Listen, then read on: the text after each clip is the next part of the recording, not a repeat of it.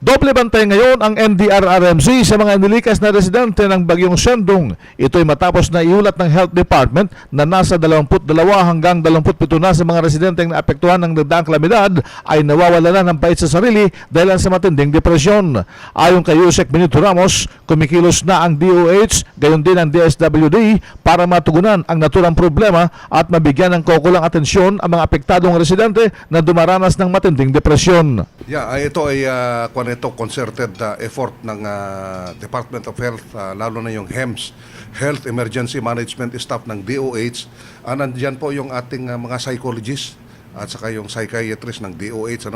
At ito ay bagong report lang dito ni Gerald Deliosa ng AOP. Tinutulungan sila ng PMA, hindi yung Philippine Military Academy, ito yung Philippine Medical Association, in collaboration with the Army, Navy, Air Force, ng mga doctors natin, sergeant, at saka yung AFP-MC Medical Center ito, ibig sabihin sa Bilo na ito. And lately, meron dito yung Philippine College of Sergeants ay nandyan na rin para tutulong dito sa ating mga may history na may issue na ganyan. 22 ang mga yan na yung mga depressed.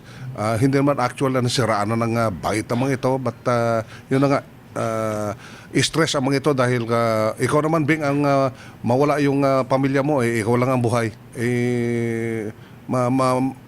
maapektuhan ka. Kaya ito si Dr. Maximo H. Simbolan Jr. Ng Philippine College of Sergeants ay tumulong na rin dyan sa Cagayan de Oro at saka sa Iligan. So we have already enough psychiatrists and psychologists dito sa ahensya ng gobyerno na ito. Kaugnay nito, nanawagan din si Ramos sa mga naapektuhan ng kalamidad na tibayan ng loob at ginagawaan niya ng pamahalaan ng lahat para sila matulungan. Iyan ang RH News si Campo Aguinaldo, RH 911, Bing Formento, naglilingkod sa pagbabalita.